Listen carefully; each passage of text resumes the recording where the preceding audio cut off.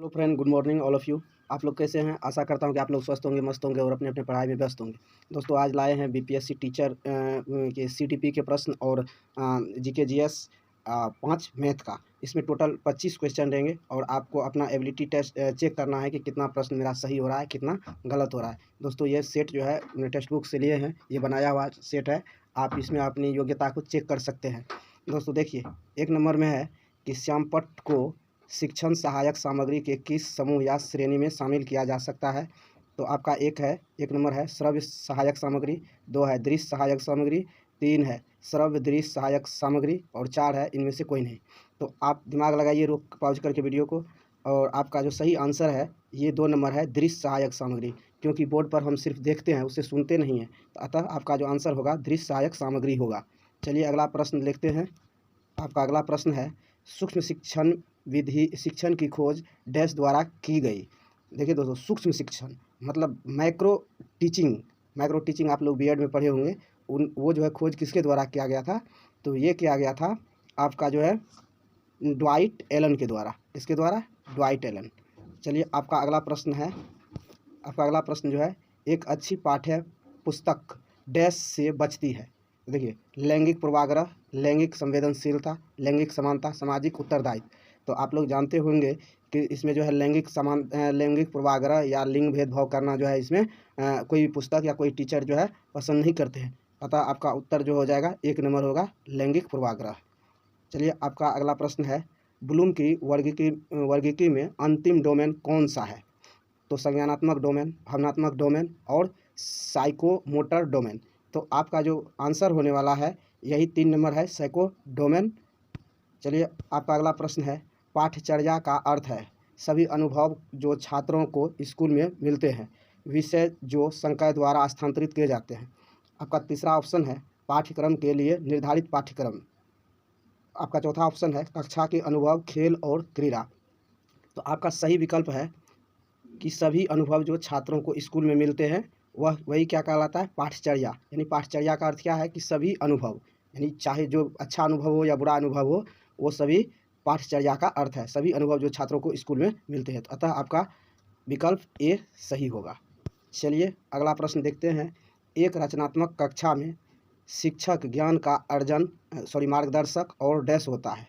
तो देखिए, 1 है वितरक, 2 है हस्तांतरणकर्ता, 3 है सूत्रधार, 4 है संगठनकर्ता।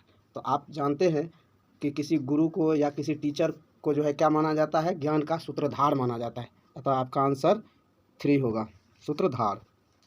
शैक्षणिक विश्लेषण के कितने चरण हैं? तो शैक्षिक विश्लेषण के 4 चरण हैं। याद रखिएगा, शैक्षणिक विश्लेषण के 4 चरण हैं। चलिए अगला क्वेश्चन लेते हैं।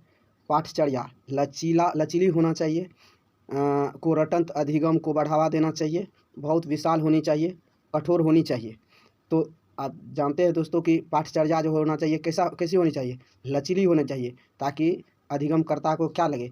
आसान लगे पढ़ने में, उनको मन लगे। अब ज़्यादा जो है रटंत या कठोर बना दीजिएगा तो पढ़ने से ही मन भागने लगेंगे। तो अतः आपका जो आंसर होगा 1 नंबर होगा, लचीली होनी चाहिए। चलिए आपका अगला प्रश्न है, स्कूल में एक पुस्तकालय का प्रबंध डैश द्वारा किया जाना चाहिए। तो शिक्षकों की, छात्रों की, पेशेवरों और प्रधानाचार्य। तो ये होगा आपका विकल्प 3, पेशेवरों के द्वारा। चलिए आपका जो अगला प्रश्न है, कोई शिक्षक एक पेशे के रूप में शिक्षण का आनंद ले सकता है जब वह छात्रों से सम्मान प्राप्त करना चाहता है, कक्षा में कठोर अनुशासन सुनिश्चित करता है, अपने सहकर्मियों से बेहतर योग्यता रखता है, प्राचार्य या कुलपति का करीबी होता है। तो ऐसा करीबी होने से सम्मान नहीं मिल सकता है या आनंद नहीं मिल सकता है। तो आप जो है 1 नंबर टिक करेंगे, छात्रों से सम्मान प्राप्त करना चाहता है। इस प्रश्न को देखिएगा फिर से दोबारा।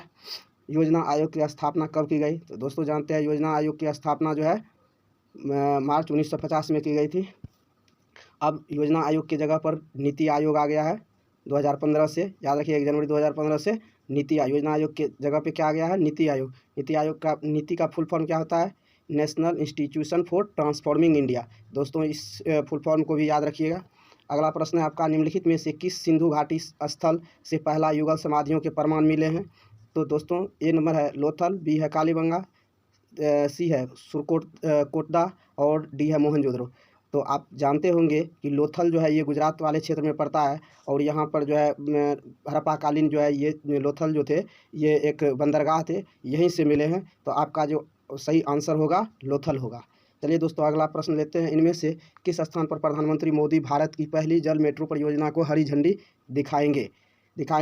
ये दिखाएंगे तो ये हो जाएगा आपका जो है, पहले अपना दिमाग लगाइए, कोच्चि, चेन्नई, मुंबई, कोलकाता। तो आपका जो सही विकल्प है वह कोच्चि है।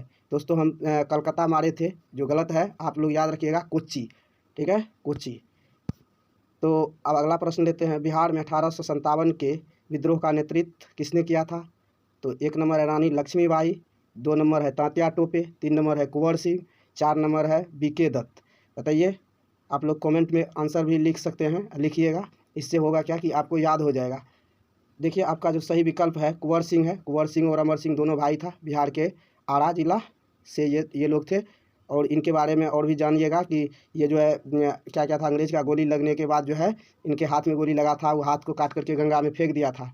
आप समझ सकते हैं ये लोग कैसे वीर बलवान थे। कुंवर सिंह और अमर सिंह दोनों भाई थे। चलिए अगला प्रश्न लेते हैं। देखिए, ये कुंवर सिंह ही आएंगे आंसर।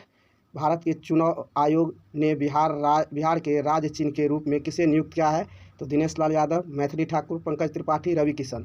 तो आप जानते हैं मैथिली ठाकुर को, ये मैथिली गीत गाती है, आप लोग जानते भी होंगे, मधुबनी की है। तो ये मैथिली ठाकुर को क्या किए हैं, बिहार के राज्य चिन्ह के रूप में नियुक्त किया है। कौन? भारत के चुनाव आयोग। चलिए अगला प्रश्न लेते हैं। जल प्रदूषण का निम्नलिखित में से कौन सा कारण है? जल निकायों में अवांछनीय पदार्थ मिलाना, मवेशियों के शवों को नदी में बहाना, जल निकायों से वांछनीय पदार्थों को हटाना, उपरोक्त सभी। तो आप जानते हैं उपरोक्त सभी होंगे, क्योंकि इनको क्या कौन सा ऑप्शन बोलते हैं? सरकारी ऑप्शन। तो सरकारी ऑप्शन को चुन लेते हैं हम लोग। देखिए सही हो गया। चलिए अगला प्रश्न लेते हैं। ओजोन छिद्र क्या है? वायुमंडल में छिद्र, क्षोभमंडल में छिद्र, ओजोन परत का क्षरण, जलमंडल में छिद्र।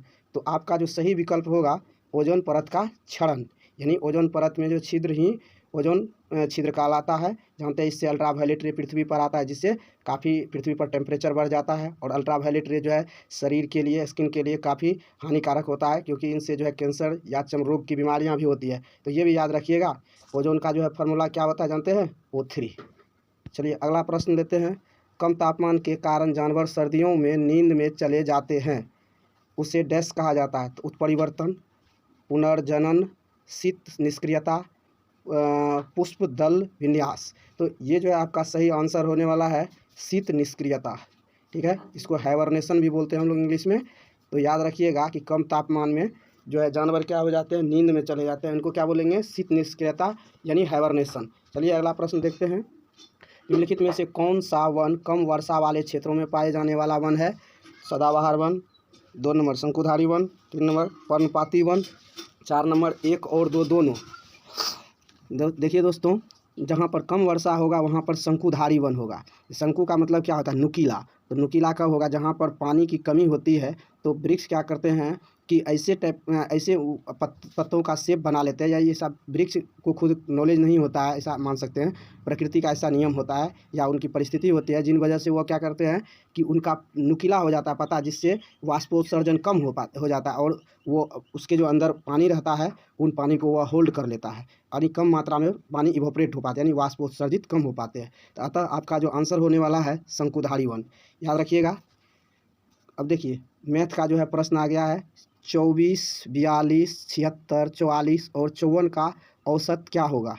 तो दोस्तों इन सभी को आप जोड़ दीजिए, और जोड़ने के बाद जो है इनसे जो वो डिजिट है उनसे भाग दे दीजिए। देखिए 1 2 3 4 5 से डिवाइड दे दीजिए। तो आपको जोड़िएगा तो सीधा ऐसे कीजिए, 24, 76 को एक में जोड़िए, 100 हो गया। 42 में ये 4 दीजिए, 46, 54 का 4 दीजिए, 50, 150, और 40 से 50 90, 240 हुआ। 240 में 5 से दीजिएगा तो 4 पंचे 20, इधर बचा कितना? तो बच गया 4, 4 पर 0, 8 पंचे 40। अतः आपका आंसर जो है 48 होगा। चलिए अगला प्रश्न देखिए कि 18 और 25 के लघुत्तम समावर्तक। तो देखिए दोस्तों, ये दोनों जो है 18 और 25 का लीजिएगा लघुत्तम यानी एलसीएम। तो आप ये दोनों जो है कटने वाला कोई कॉमन है नहीं, तो अतः इनको आप गुना कर दीजिए तो आपका ये आंसर डायरेक्ट आ जाएगा। 18 गुना तो 25 नमा 225, फिर 9 से तो यानी 9 9 18 तो 450। आपका जो है 2 नंबर आंसर हो गया। और अगला प्रश्न देखिएगा। किसी संख्या के 5/6 का मान इतना है। देखिए दोस्तों, हम जो है आपको थोड़ा सा जो है मदद करते हैं इसमें, जो आसानी से आप सीख जाइएगा अगर आप नहीं जानते होंगे तो। देखिए, कोई संख्या मान लिए x है, x का 5/6 लिए इतना बराबर है 655। 655 है, 655। तो इनसे आप ऊपर ऊपर भाग कर सकते हैं, तो इनसे आप इनको काटिएगा तो 131 बार में कट जाएंगे। तो अब ई वाला 6 से मल्टीप्लाई हो जाएगा, यानी मान लीजिए 131/1 है, 1 मानिए, इसको 1 मानिए। तो ये क्रॉस मल्टीप्लिकेशन कीजिए, ये वाला इनसे होगा और x जो है इनसे हो जाए, तो यानी x बराबर हो जाएगा कितना, तो ये हो जाएगा 6 से कीजिएगा तो 786 हो जाएगा। ठीक है, 86 हो गया। अब जो है x का मान हो गया, पता चल गया कि हमारा जो है 786 वह संख्या है। अब कह रहा है उस संख्या के 9/20, तो 786 के 9/20। अब 9/20 कीजिएगा तो इनसे काटिएगा तो आपका जो है कट करके और इनको मल्टीप्लाई कीजिएगा तो आपका जो है ऑप्शन 4 आ जाएगा। क्या आएगा? 4। तो चलिए, ये आपका ऑप्शन आ गया। ठीक है, चलिए अगला प्रश्न लेते हैं। चलिए 23 नंबर में है, कह रहा है कि उस विकल्प का चयन करें जो तीसरे पद से उसी प्रकार संबंधित है जिस प्रकार दूसरा पद पहले पद से और छठा पद पांचवें पद से संबंधित है।